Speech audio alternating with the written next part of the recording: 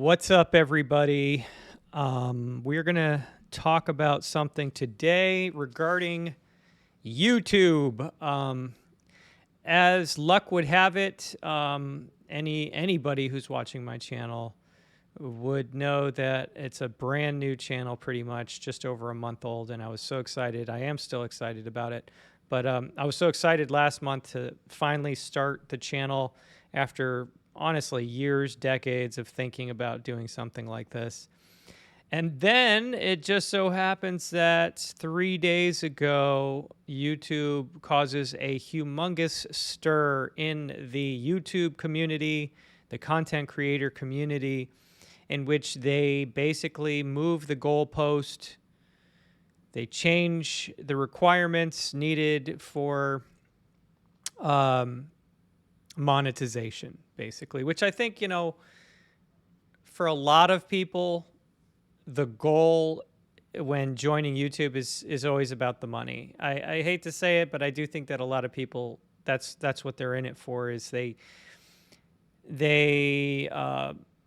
build an attachment, they gravitate towards certain content creators, they become fans, and they see, oh, wow, these guys are doing really well now. And there's a whole lot more to it. Like, you can't just be a content creator in the sense that you're a YouTuber or you make YouTube videos only.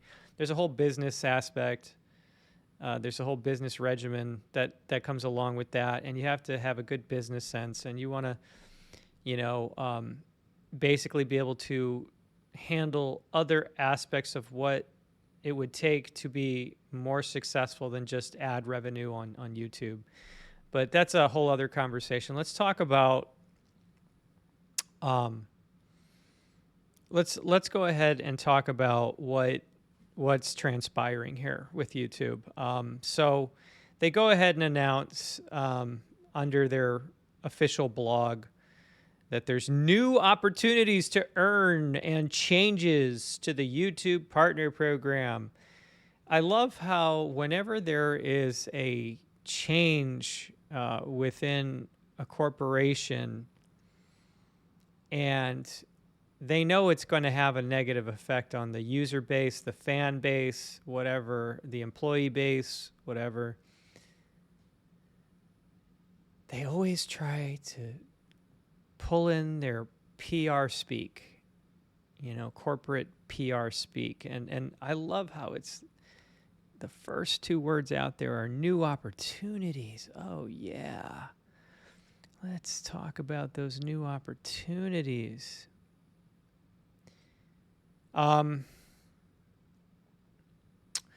YouTube Partner Program launched almost 20 years ago, yada, yada, yada, da, da, da, da, da. Talk about how awesome it is and how awesome we are. How much money they're paying to all the creators and how much more they expect to pay creators in the upcoming years.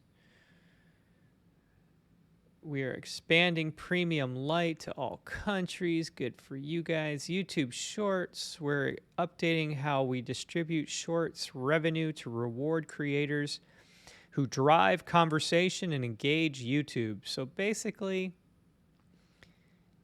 if you're a YouTube content creator and you just happen to be, there's a lot of luck involved too, but if you just happen to hit the right algorithm, find the right audience, and get views, basically, it is a popularity contest. And if you get to be popular because of whatever the algorithm identifies and shoots your videos out to viewers, then guess what? You win. You win that lottery. But it does say here, beginning February 1st, 2027, creators who have 10 million qualified short views over the last 90 days will be eligible for ads and subscription revenue sharing on Shorts. That is a lot. 10 million Shorts views. But probably even worse than that, okay? Because I think, I don't know, it could just be me. I've realized as I've started out on YouTube how valuable Shorts are as the attention span of the world gets shorter and shorter with social media. But it almost acts as a hook pull in more viewers to your long form videos. So let's talk about where this is really going to, I think, hit a lot of people in the gut. Okay, YPP ads and premium thresholds. In addition to the above threshold, creators who meet the following criteria and are accepted into YPP will have additional benefits, including revenue sharing from ads and YouTube Premium. So you have to have 1,000 subscribers and either 8,000 qualified public watch hours. That is double from where it was before, or where it currently exists today until February of 2027, or 20 million qualified shorts views. So in other words, we go back up when they're talking about 10 million by February 1st. But if you end up getting 20 million, that will suffice. So basically, new creators applying for the YPP will need 8,000 qualified watch hours in the last 365 days, or 20 million qualified shorts views in the last 90 days. The entry thresholds for our fan funding and shopping products remain unchanged. Taken together, these updates allow us to invest in new incentive programs that directly support creator growth and the many business models that work across YouTube. Creators can review and sign the new terms within YouTube Studio, which will take effect on February 1st. 2027. So as a literally a brand new YouTube creator, how does this affect me? Well, I mean, if my sole goal was to just, make a bunch of money off of YouTube like this, yeah, it would suck. Thankfully, I have a passion for making videos. I have a passion for talking. I have a passion for speaking about things that I'm passionate about and that I like and that I want to share with people. My hobbies, my love for movies, my love for video games, my love for training and coaching and mentoring, my love for learning, all sorts of stuff. So it's not that big of a blow to me. I think this is going to hurt the people who literally just were almost so close to getting monetized, and it's taken them, well over 6 months, because that's really what we have is 6 months now at this point to try and get, meet those thresholds before it almost becomes, it becomes really difficult. They doubled it. It's absolutely a terrible move on YouTube. But again, they talk about all these other new incentive programs that will directly support creator growth. Yeah, I can't wait to hear about those, YouTube. But either way, it just ups the game, ups the bar, right? We're going to talk about a few more things as to, I think why people should have hope, why they can have hope, even still with these new requirements. But as you can see here, all you have to do is type in 8,000 watch hours on YouTube. And over the last couple of days, I haven't been able to make a video about this yet, but I was seeing how it's upset a lot of YouTubers, okay? And YouTubers come in all sizes, super large channels, little channels, and they're all not happy about this. The ones that are just so well off and have millions of followers and stuff, they're fine. This isn't really going to affect them at all. They'll be able to continue meeting the watch hours criteria year after year. But, for those that were, had hopes to build on the channel and keep building it, it's just going to take longer. It's going to take a lot more work. Look at all of this. Oh my God, 8,000. It's something to talk about. It's something that I guess on the YouTube community, it's going viral for the community in that sense. And I figured I would add my 2 cents, because this does not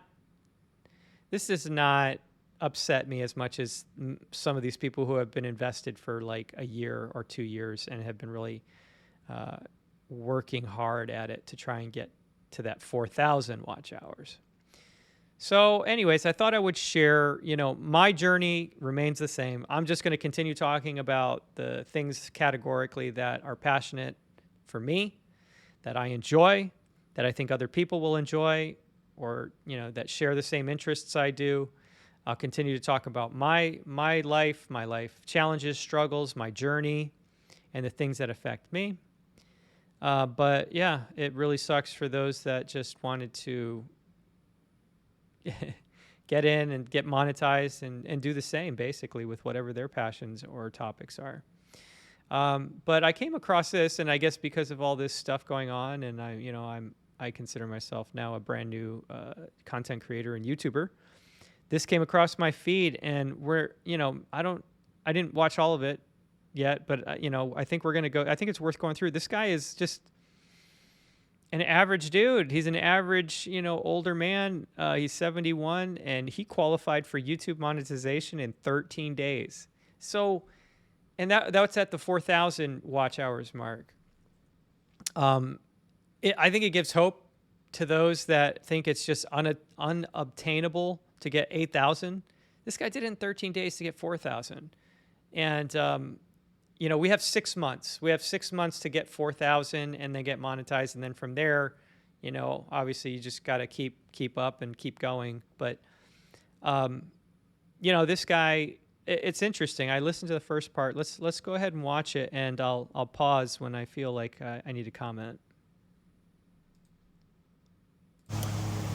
Yeah, I'm 71 years old, and I started posting on YouTube, actually posting, less than a month ago. And when I did, my first few videos, they didn't do so well. I would always check the... First thing I want to take note of here, or have everyone take note of, is look at just simple. He's outside. You can obviously hear a lawnmower going somewhere. He's not worried about audio. He's not worried so much about background. He's not worried so much about tech equipment. This is just an older man who's wanting to share his stories. And to me, it's amazing that sometimes just talking videos go viral or become amazing content for people, and they can relate.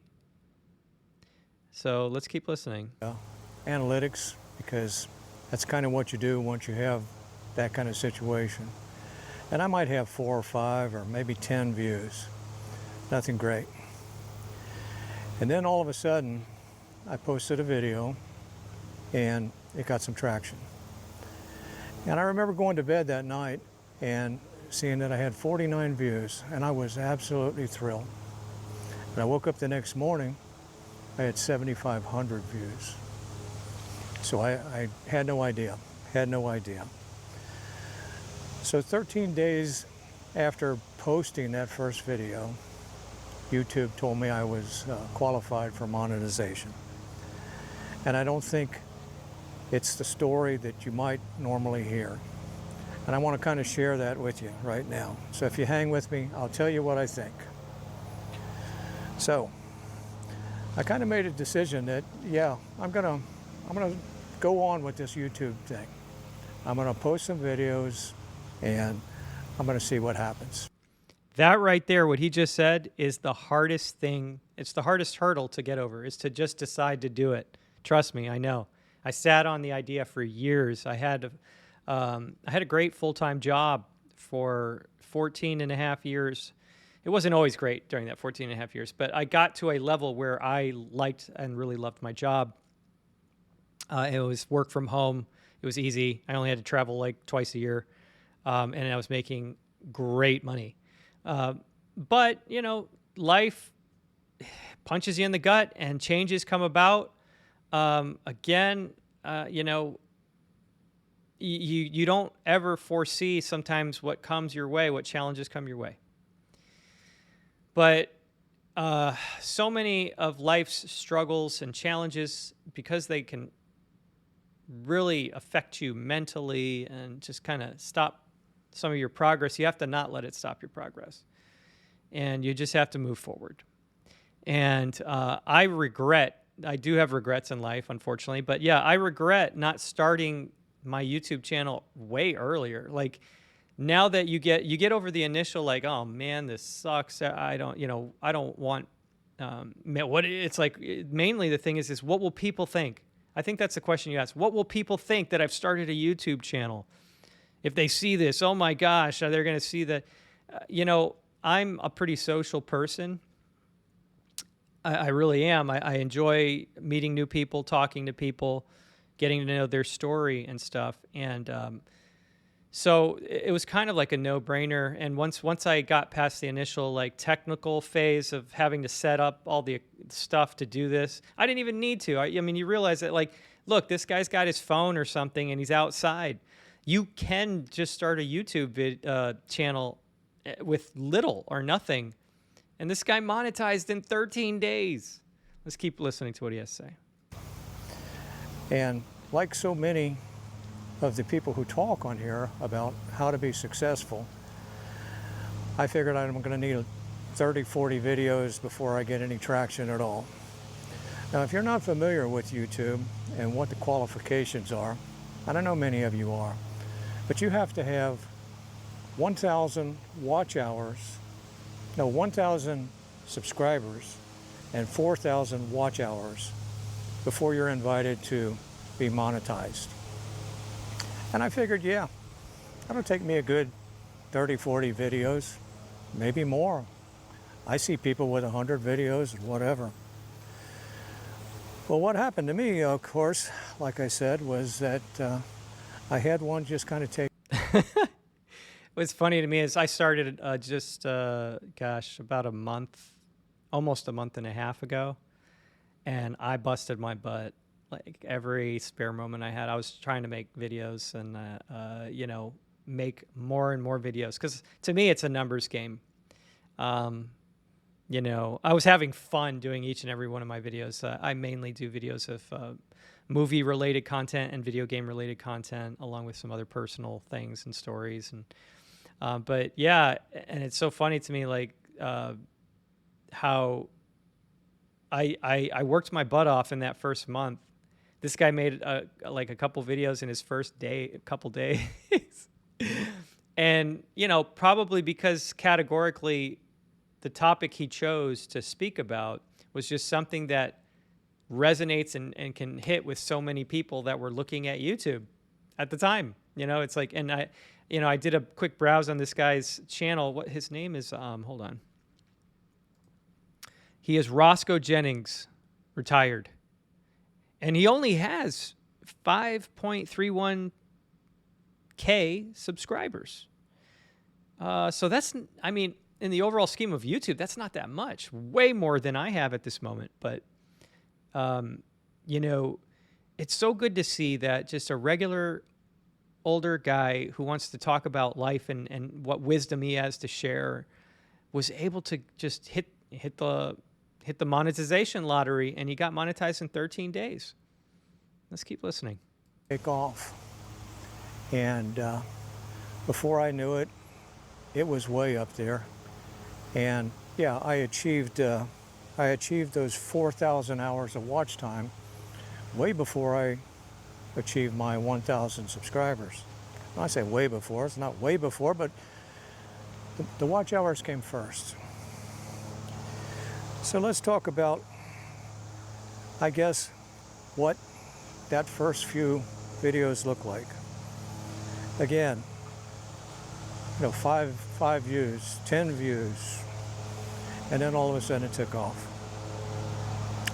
I'm not a YouTube guru, and I'm not the guy who's going to tell you that you should do this or you should do that, and if you do that, you're going to be successful and your channel is going to boom.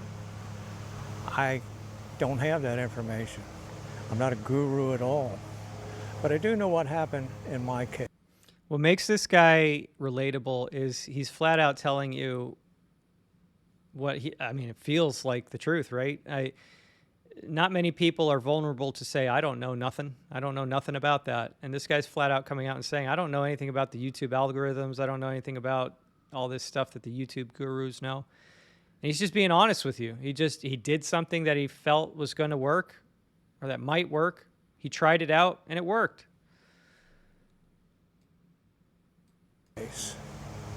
And in my case, it was more of a situation where YouTube found me.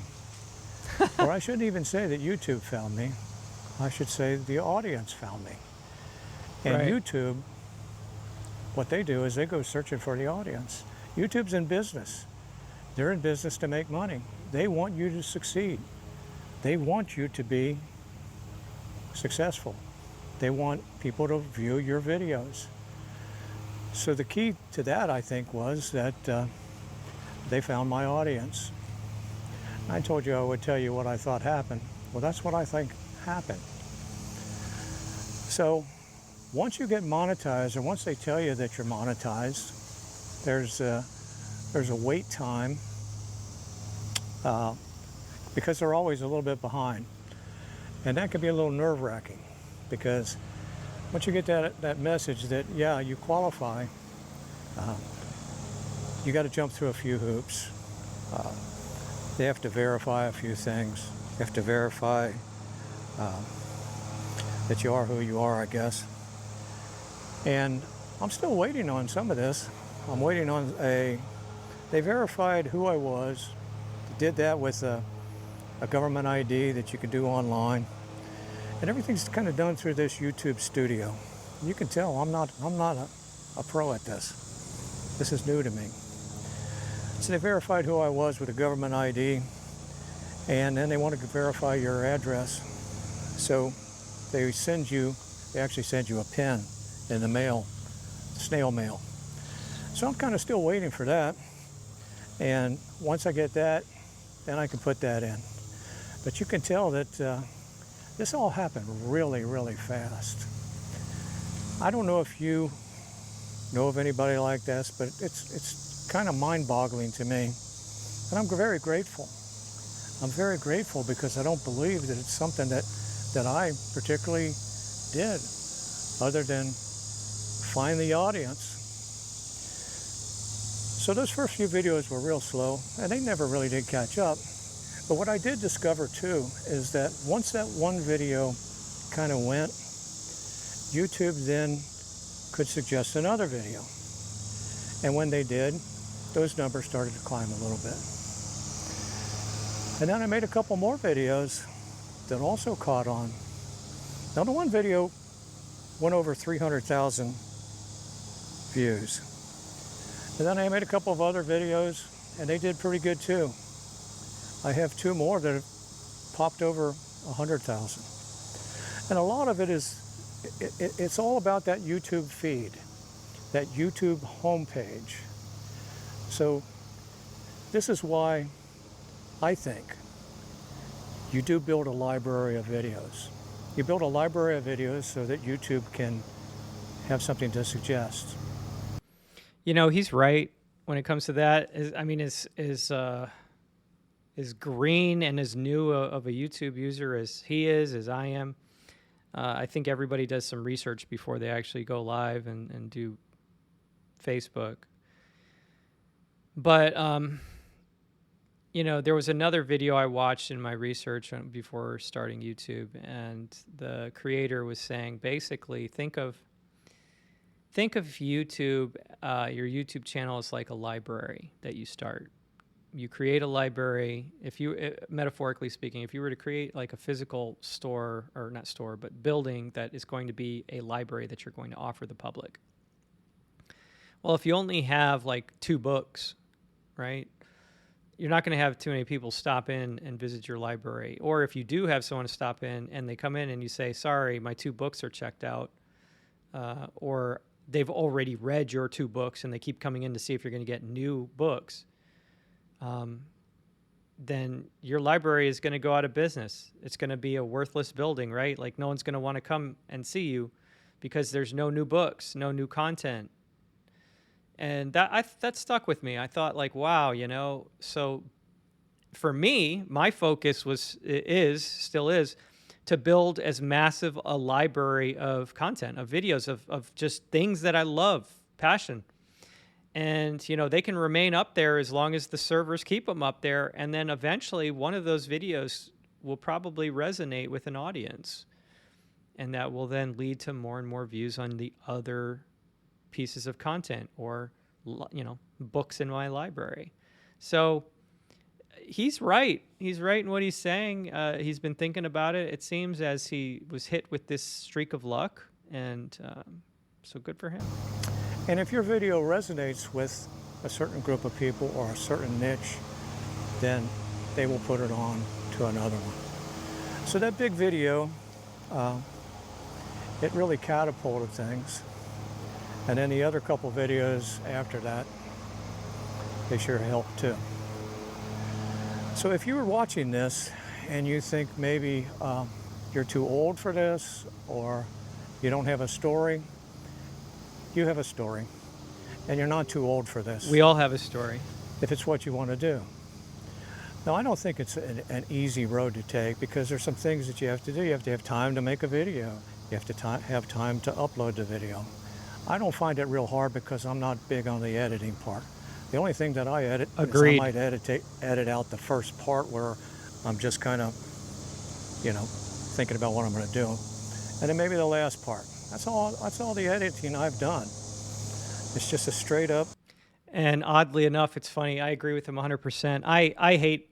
I hate having to edit so much content. Like I will eventually be doing more polished videos where there's a lot of editing involved. But come to find out in my research, guys, guess what? It doesn't really matter in the overall scheme of things. Like people are getting audiences and building up an audience and viewership with just basic talking, speaking, not a whole lot of editing, live streaming, stuff like that. I mean, it's becoming huge. And, I personally love the fact that I can do a recording session and immediately upload that video. There's no editing thus far that I'm pretty sure. I think all my videos so far in the past month and a half are just straight uploads. Like, I don't care. There's some whatever. Maybe I'm clearing my throat. Maybe there's some ums in there, a lot of ums actually, and it's not perfect, but it's me. It's human, and I don't care to share realistically who I am and what happens in my recording sessions. There's some people that when they want, they want a more polished overall channel and look for their brand and stuff, that they're doing that.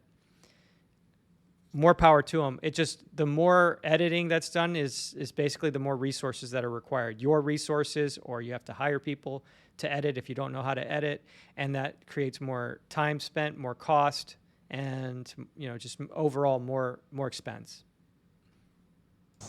Hey, I'm just an old guy and I'm talking. So if I can do this, I'm pretty sure you can too. This professional 32 terabytes SSD, And capable of of holding the entire collection of the him New York getting Public Library, is monetized. something you won't find at Best Buy got- or any electronics We've got retailer. ads that come through on his videos. But the biggest takeaway, absolute biggest takeaway for me, is that YouTube found my audience and they put my video in front of my audience. So if you hear the stories that you don't need a niche, I'm not so sure about that. I kind of think you do. I kind of think you need some kind of a niche. Whatever it is that you're into, whatever it is that you do. He may be right. I mean, in my research, I've seen that focusing on one niche is definitely something that can help accelerate getting views, building your audience. The only problem I have with that is that I'm a guy who's had a lot of different experiences. I have a lot of different passions in life. I'm hoping to kind of streamline all of my audience into one channel that is me. So that way I'm the one connecting point of all the various passions that everybody has. so that way I can basically bring all those types of people together anyway. I do. I have a lot of different interests, and I've had a lot of different experiences in life, and I think I have a lot of different lessons to teach. So maybe it takes me longer, and it certainly already has. Like, this guy got monetized in 13 days. I mean, as it stands, let me check really quick.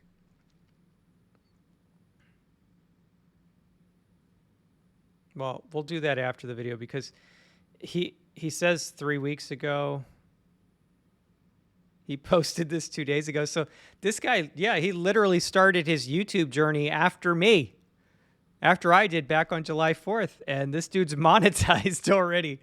More power to this guy. I think he's so cool, especially for being just open and vulnerable about him not knowing what he was doing. It just happened to him. Good for him, man. Good for him. I think if you're all over the place, YouTube gets a little confused and they're not exactly sure who to let your audience out to. So the niche is kind of important. In my case, I'm an older guy. I'm 71 years old. I'm mostly retired. I do work some, but I think that's my niche. I think that's my people. I think that's who YouTube found to be my people. There are a lot of retirees watching people, YouTube. I really, really, really, really appreciate you watching my videos. I appreciate everything that you've done. I appreciate you subscribing.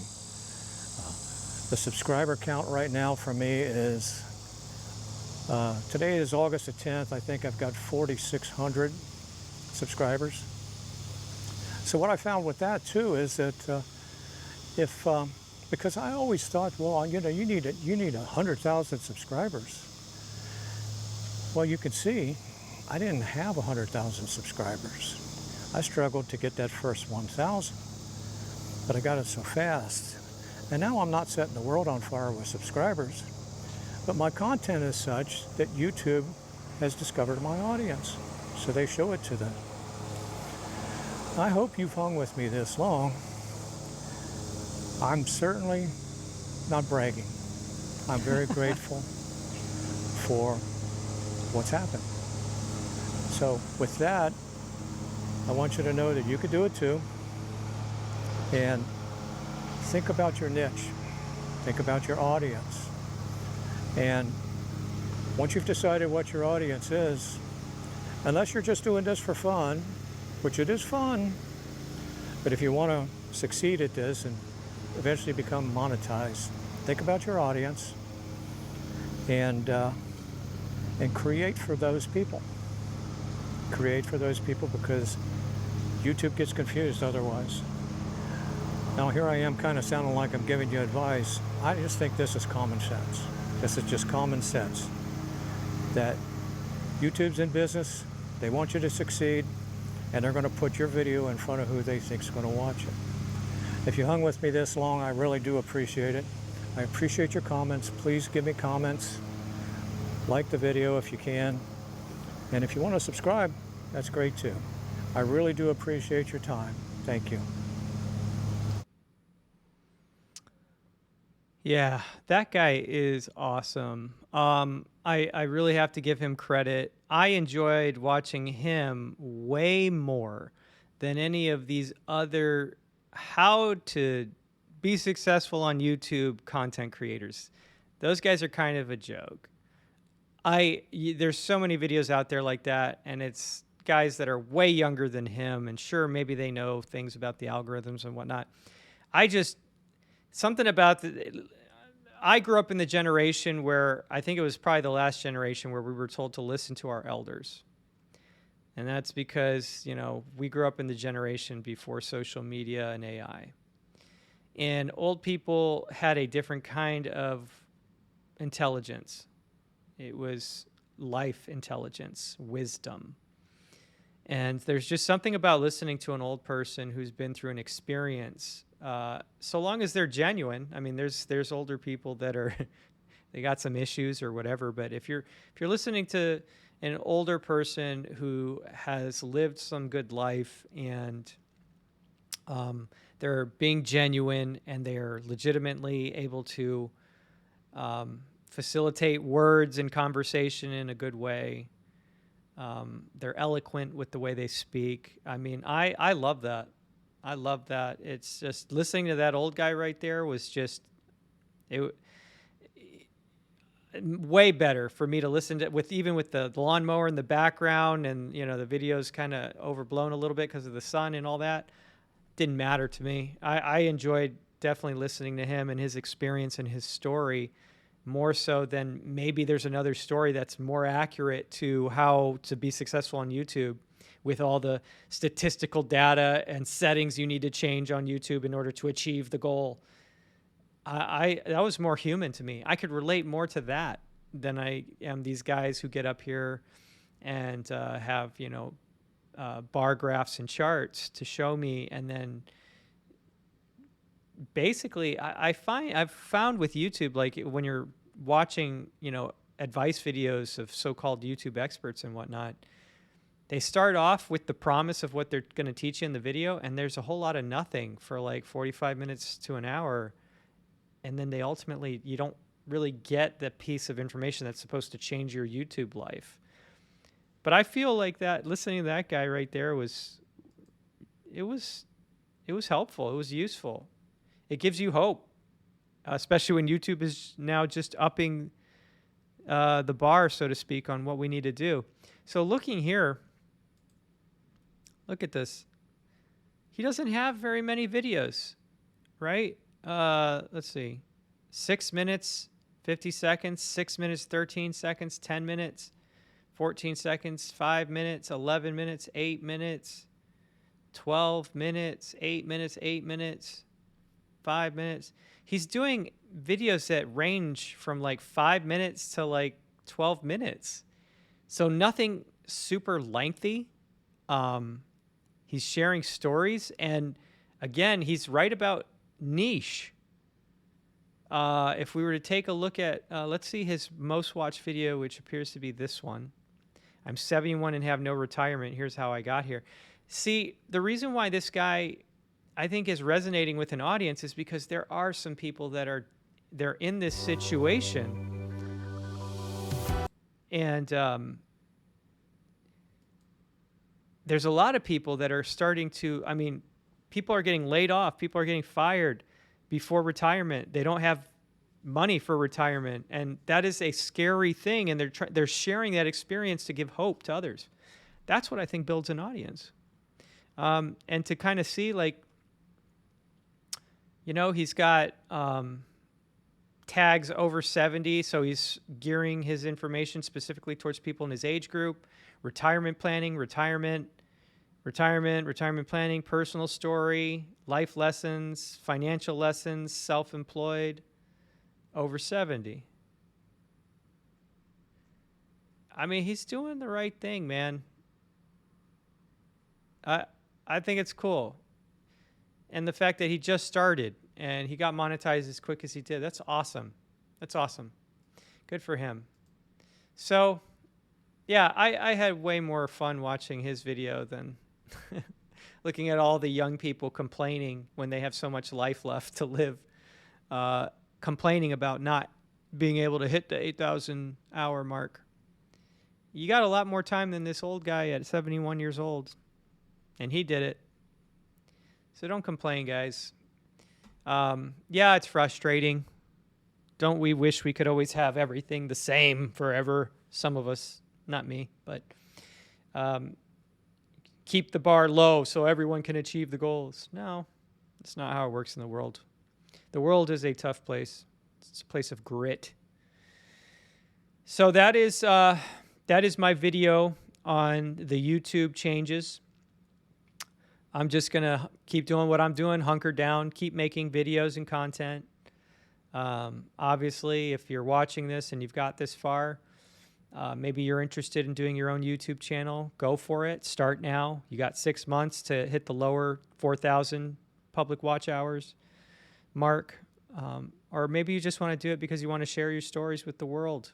Maybe money isn't the thing for you. But it's always icing on the cake if you get there. So I say do it. Go for it. And YouTube, stop messing with us, man. Don't go changing it again like at 6 months after February 1st and upping it to say 16,000 or something and making it impossible. At that point, the only thing that's going to be able to have a YouTube channel that monetizes is AI. So is AI going to like make all the money in the world? Humans are going to not be eligible? Might as well just make a checkbox that says, I am human, not eligible. So anyways, I'm glad to have shared this information with you guys, and I hope the YouTube video with the retiree gives you some hope. And here's to hoping that I also get close to that soon, that I can monetize. That'd be nice. That would be nice. I could use the money, trust me. All right. Stay Poncetive, everybody. Thanks for watching, and don't forget to subscribe and comment if you'd like. Stay Poncetive.